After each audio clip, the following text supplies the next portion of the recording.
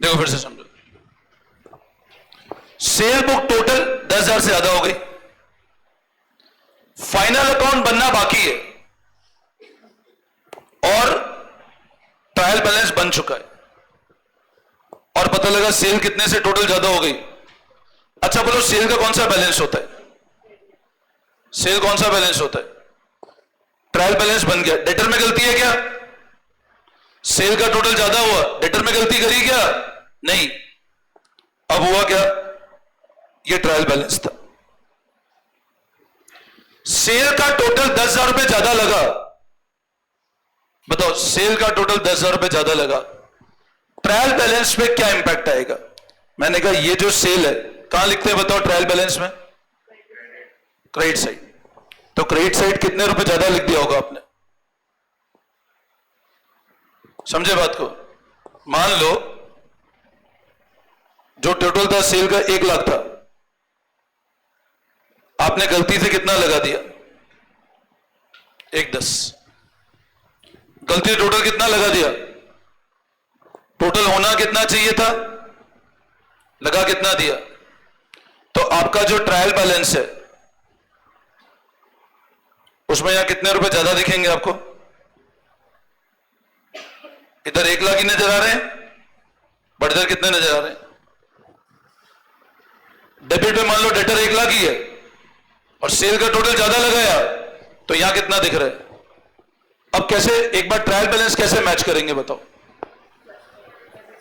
भाई? आपका डेबिट का टोटल 1 लाख है, क्रेडिट में 1,10 आ गया, आपने बहुत कोशिश करी मैच करने की, नहीं हो रहा है मैच। अब कैसे मैच करोगे बोलो? टेम्परेरी कौन सा अकाउंट ओपन करेंगे बोलो? मैं फिर क्वेश्चन पूछ रहा हूं, फिर ध्यान दो, सो मत आधे लोग पीछे सो रहे हैं ऐसा लगता है, ढंग से फोकस करो तो समझ आएगा। भी आपको क्वेश्चन ऐसा बोल रहा है सेल का टोटल 10,000 रुपए ज्यादा हो गया, तो मैं ये पूछ रहा हूं ट्रायल बैलेंस के अंदर डेबिट साइड में मान लो 1 लाख डेटर का टोटल है और सेल के अंदर 1,10 है, तो ट्रायल बैलेंस को टेम्पररी मैच तो करना पड़ेगा ना। तो कैसे मैच करेंगे ये बताओ? कहां लिखेंगे सस्पेंस? तो आप बोल रहे हो सर एक बार इसको अकाउंट को टेम्पररी किससे मैच कर दें? बोलो यस और नो। तो आपने कहा टेम्पररी एक बार हम सस्पेंस अकाउंट ओपन कर दें और 10,000 यहां लिख दें और इसको टोटल लगा लिया। अब आपको यह पता लगा, आगे बढ़े, पता लगा है सेल में तो अपन ने गलती से टोटल 10,000 ज्यादा लगा दिया था, और अपने पास सस्पेंस खत्म कर सकते थे अगर सही करते तो। अच्छा सस्पेंस रहना चाहिए क्या? सोचो आपकी बैलेंस शीट है, एक कंपनी की बैलेंस शीट है, उसमें सोचो आप खुद इमेजिन करो, वो कोई बहुत बड़ी कंपनी रिलायंस है, उसकी बैलेंस शीट देख रहे हो, इधर मान लो चल रही बिल्डिंग 1 करोड़ रुपए की, इधर है कैश 2 करोड़ और लिखा है सस्पेंस 5 करोड़। अब सोचो बैलेंस शीट देख रहे हो आप, बोले बिल्डिंग 1 करोड़, कैश 2 करोड़ और नीचे सस्पेंस 5 करोड़। बोले सस्पेंस असेट है क्या, ये पता ही नहीं पड़ रहा।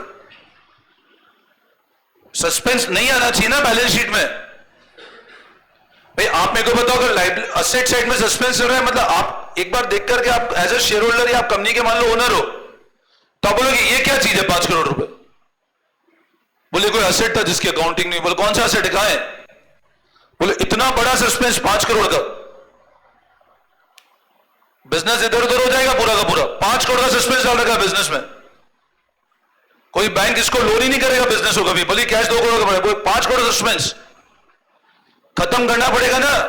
सोचो लाइबिलिटी साइड में सस्पेंस चल रहा है, कैपिटल चल रहा है मान लो 50 करोड़ और सस्पेंस चल रहा है 10 करोड़ का लाइबिलिटी साइड।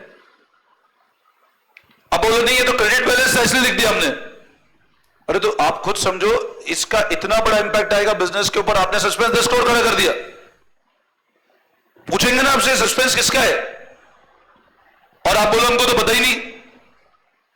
अब एज अ बिजनेस ओनर अगर हमको ये नहीं पता सस्पेंस किसका है, तो फिर बताओ सामने वाले लोगों को क्या पता? मान लो मैं रोज बिजनेस कर रहा हूं, मेरे को नहीं पता मेरा बिजनेस सस्पेंस किस चीज का है, तो एज अ जो लोग मेरे साथ जुड़े हुए हैं उनको क्या पता? तो हमेशा ध्यान रखो, इसको आपको धीरे धीरे खत्म तो करना पड़ेगा। मेरे को एक बात बताओ, इस केस में सेल का टोटल ज्यादा कर दिया था हमने, कितना ज्यादा किया था? 10,000। तो सस्पेंस कहां गया? डेबिट साइड गया, क्रेडिट साइड गया? भाई आपने सेल का टोटल ज्यादा किया, मतलब क्रेडिट साइड ज्यादा था। तो क्रेडिट साइड ज्यादा था तो बैलेंस करने के लिए एक बार डेबिट साइड में लिखना पड़ेगा ना सस्पेंस। अब हमको पता लग गया आगे बढ़ के कि यार गलती से मैंने सस्पेंस लिख दिया था वहां पे। वो तो गलती हुई क्या थी? सेल का टोटल 10,000 ज्यादा लग गया था। अब बताओ कैसे रेक्टिफाई करोगे? सेल को ज्यादा किया, सेल का टोटल ज्यादा लगाया, तो बताओ अब कम करना है ना? कम कैसे करें? सेल का कौन सा बैलेंस होता है बताओ? डेबिट बैलेंस या credit balance? Credit. Cell credit होती है। अच्छा सेल और बढ़ानी है तो क्या करेंगे? और क्रेडिट करो। सेल कम करनी है तो क्या करें हम लोग? देखो मैं ना क्लास में बहुत क्लियर, मैं जब ये बिल्कुल ढंग से पढ़ाता हूं ना बदतमीज। ध्यान दो, सेल का टोटल डेबिट होता है, क्रेडिट। सेल का बैलेंस कौन सा होता है? मैं कोई बताओ? क्रेडिट, क्योंकि रेवेन्यू है। और रेवेन्यू को अगर हमने 10,000 रुपए ज्यादा बढ़ा दिया और वो गलती करी, आपको बोल रहे हैं सेल का टोटल ओवरकास्ट हो गया। अब बताओ अगर ओवरकास्ट हुआ तो हमको सही करने के लिए क्या करना पड़ेगा? दोबारा कम करना पड़ेगा ना। और सेल का कौन सा बैलेंस होता है? और ये रेक्टिफिकेशन फाइनल अकाउंट के पहले, कॉपी हैंड ओवर करने के पहले, बट ट्रायल बैलेंस बन चुका है। मतलब आप क्वेश्चन कर चुके हो, सेकंड थर्ड पे आए, ट्रायल बैलेंस बन गया है, but final copy hand over करना बाकी है। अब बताओ ट्रायल बैलेंस बन गया है और कॉपी हैंड ओवर करना बाकी है, तो जब ट्रायल बैलेंस बन चुका है तो बोलो सस्पेंस खुल चुका है नहीं खुल चुका है?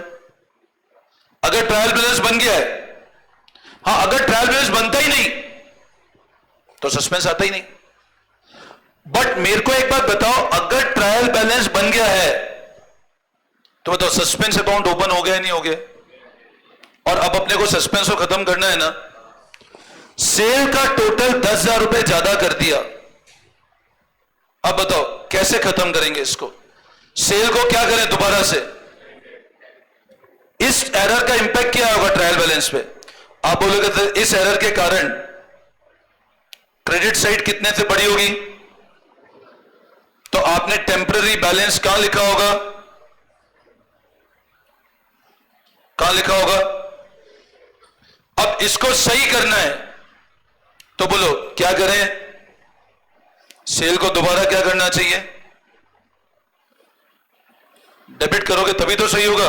बट सवाल ये पैदा होता है सर वापस अब क्रेडिट किसको करें?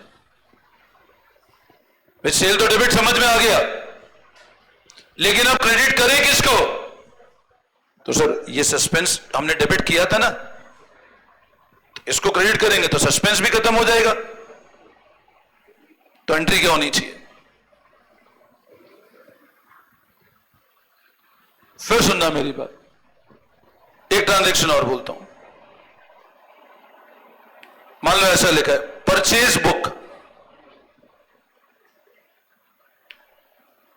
Overcast bye 8,000। अब बताओ परचेज बुक को ओवरकास्ट कर दिया, इसका मतलब क्या हुआ बताओ? परचेज को बैलेंस ज्यादा लगाया कम लगाया? बोलो। अच्छा परचेज कौन सी कैटेगरी रिकॉल में? एक्सपेंस है ना, और एक्सपेंस हमेशा क्रेडिट करते हैं, क्या करते हैं बोलो? डेबिट। ठीक है, अब मान लो सिचुएशन ऐसी है, ये परचेज था और एक क्रेडिटर था। परचेज हमेशा क्रेडिटर से होगी। आपने परचेज अकाउंट में 1,08,000 लिख दिया और इधर कितना हुआ? ओवरकास्ट हो गया ना 8,000 से। अब पता लगा बाद में कि यार ये तो गलती कर दी हमने, और गलती से परचेज कितना बढ़ा दिया हमने। अब बोले उसको सही करो फटाफट। ट्रायल बैलेंस बन चुका है, ट्रायल बैलेंस बन गया। मैं सेकंड कंडीशन की बात कर रहा हूं, कॉपी हैंड ओवर नहीं करी, क्वेश्चन 1 2 कर चुके हो। बताओ एक बार मैच कैसे करोगे? ट्रायल बैलेंस बना दिया आपने, फर्स्ट हो गया, आप एक बार बोलो, एक बार तो खत्म करो इसको। आपने क्या क्रिएट कर दिया यहां पे? अच्छा, सस्पेंस कहां लिखे? आपने ये टोटल लगा दिया 1,08,000। सबको समझ में आता है? एक बार टेम्परेरी तो मैच करना ही पड़ेगा ना। अब बाद में पता लगा कि यार ये गलती हुई, अब या तो इसको ऐसे कट करो जाकर के, बट कट करना नहीं है, ध्यान रखना, ऐसे नहीं करना, ऐसे कट कर दिया और यहां पे अपन ने इसको यूं कट करके 1,00,000 कर दिया, ऐसे नहीं। अब बताओ रेक्टिफिकेशन कैसे करें? परचेज का टोटल ज्यादा हुआ है। परचेज कौन सा बैलेंस होता है बोलो? एक्सपेंस। एक्सपेंस का कौन सा बैलेंस होता है बोलो? हमेशा डेबिट। अब एक्सपेंस को बढ़ाना है कि कम करना है? आप ज्यादा कर चुके हो ना, तो एक्सपेंस क्या करना है? अब बताओ कम कैसे करोगे? तो आप बोलोगे सर कम करने के लिए क्या करें? अब ये तो कर दें, बट सवाल वापस डेबिट किसको करें? तो आप देखो, आपने इधर सस्पेंस क्रेडिट किया था ना 8,000 रुपए, अब आप वापस क्या कर रहे हो? ये ऐसे एंट्री। आई बात समझ में? वापस समझाओ, एनी डाउट? तो अब बताओ सस्पेंस क्रिएट कहां होता है? What is the point of creation of suspense? Journal, ledger और ट्रायल बैलेंस। सस्पेंस कहां क्रिएट होता है? जर्नल में हो नहीं सकता, लेजर में हो नहीं सकता, सस्पेंस बनेगा कहां जाके? और अगर आपको समय रहते पता नहीं लगा, तुम एग्जाम दे रहे हो, समय रहते गलती पता नहीं लगी, सेंटर के बाहर आ गए, तो अब अगले साल ही जाएगा। एक बार तो गलती एज इट इज सबमिट हो जाएगी। तो आप एक चीज समझो, अगर आप अकाउंटिंग कर रहे हो, अब इमेजिन करो इनकम टैक्स रिटर्न्स की डेट है, अभी जैसे अभी कुछ दिन पहले तुमको पता है डेट गई 15 सितंबर, आईटीआर की डेट थी। सब लोग क्या करते हैं, 15 सितंबर बैलेंस शीट फाइनल करते हैं कि यार बिजनेस की बैलेंस शीट बनानी है और आईटीआर भरोगे। अब आईटीआर सबमिट कर दिया आपने, अब आईटीआर सबमिट तब करोगे जब आपके सामने अकाउंटिंग प्रॉपर हो, तभी तो अपने प्रॉफिट बता पाएंगे हम। भाई बिजनेस के प्रॉफिट कब बता पाओगे? जब अकाउंटिंग बिल्कुल सिस्टमेटिक हो। अब बिजनेस के प्रॉफिट बताने अकाउंटिंग हमारे सामने सिस्टमेटिक है ही नहीं, आपको पता ही नहीं अकाउंटिंग कैसे चल रही है। आपने अगले लास्ट के 6 दिन ऐसा होता है ना, मतलब मैं तुमको बताता हूं, 12 सितंबर से लेकर 15 सितंबर तक इनकम टैक्स की वेबसाइट पे मतलब जितने ओवरऑल रिटर्न है 80% रिटर्न इन 3 दिन में फाइल हुए हैं। मतलब अगर हिंदुस्तान में यूं कहते तो 10 करोड़ रिटर्न फाइल होते हैं, तो 8 करोड़ लोग इन 3 दिन में फाइल कर रहे हैं रिटर्न, जबकि ये डेट पिछले 1 साल से चल रही है। मतलब 31 मार्च या सबको पता था 15 सितंबर आखिरी डेट है, बट लोग सबका वेट कब करते हैं? आखिरी दिनों का। वो आखिरी दिनों का वेट करते हैं तो होता क्या, ये वेबसाइट हैंग होना चालू हो जाती है और इस दिन के बाद करो तो डायरेक्ट 5,000 रुपए की पेनल्टी है, ब्याज है, आप रेक्टिफिकेशन कुछ नहीं कर सकते हो, बहुत सारे नियम कायदे कानून लग जाता है। अब इस दिन तक लोग वेट करते हैं। अब आपने फटाफट बैलेंस शीट, अब देखो इमेजिन करो कोई बिजनेस का वॉल्यूम बहुत बड़ा है, पूरे साल अकाउंटिंग करते नहीं है। अब आप बताओ अभी 15 सितंबर कौन सी गई, इसमें कौन से रिटर्न फाइल करने थे? जो आपने कमाई कब से कब तक की करी थी, ये वाली कमाई को डिस्क्लोज करना था। अब इमेजिन करो किसी बंदे ने अप्रैल 24 में कोई ट्रांजैक्शन किया, उसकी अकाउंटिंग ही लास्ट 3 दिन में कर रहा है और बिजनेस का वॉल्यूम मान लो 10-12 करोड़ का, तो इतना बड़ा ट्रांजैक्शन पता ही लग रहा क्या हो रहा है, क्योंकि साल भर अकाउंटिंग करी नहीं ढंग से। होता है साल भर पढ़ाई नहीं करी, एंड मोमेंट में पढ़ाई कर रहे हैं, वही सिचुएशन यहां भी आ रही है।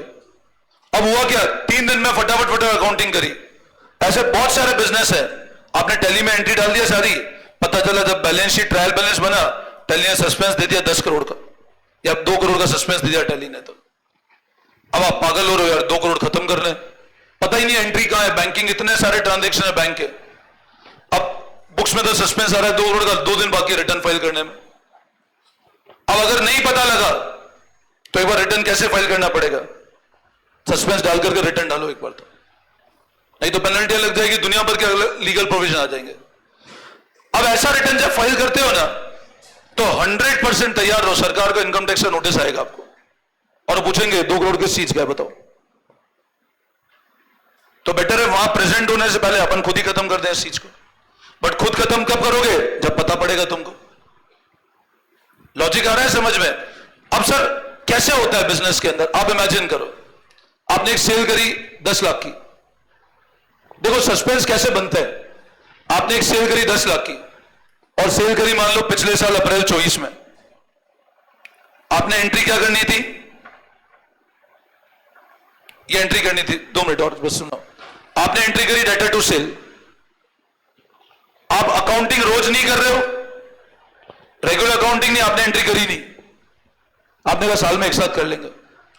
डेटर ने 4 महीने बाद 10 लाख रुपए खाते में डाल दी। अब 4 महीने बैंक का तो स्टेटमेंट है, बैंक में दिखा है 10 लाख, आपने सेल का इनवॉइस किया, आपने बिल फाड़ा ही नहीं। अब हुआ क्या? बैंक बैलेंस कितना बड़ा हो दिखेगा? 10 लाख, बस उसके अगेंस्ट सेल आपने बुक ही नहीं करी, तो आपकी बुक सस्पेंस क्रिएट कर देगी एकदम से आकर के। उसको थोड़ी ना पता है कि सेल हुई थी। आप तो टैली बताओगे डेटर से पैसा आया। अब आप बताओ डेटर से पैसा आया तो पहले डेटर को क्रिएट तो करो। आपने टाइम से एंट्री करी नहीं सेल की, डेटर ने पैसा डाल दिया, हुआ क्या? अल्टीमेट बैंक भर गया, सेल बुक ही नहीं हुई, तो आपकी बुक सस्पेंस बता देगी। तो सस्पेंस को आपको ऑलवेज क्या करना पड़ेगा? क्लोज करना पड़ेगा। ठीक है, इस पॉइंट को अपन लोग और कल से कंटिन्यू करते हैं। चलो, thank you all of you.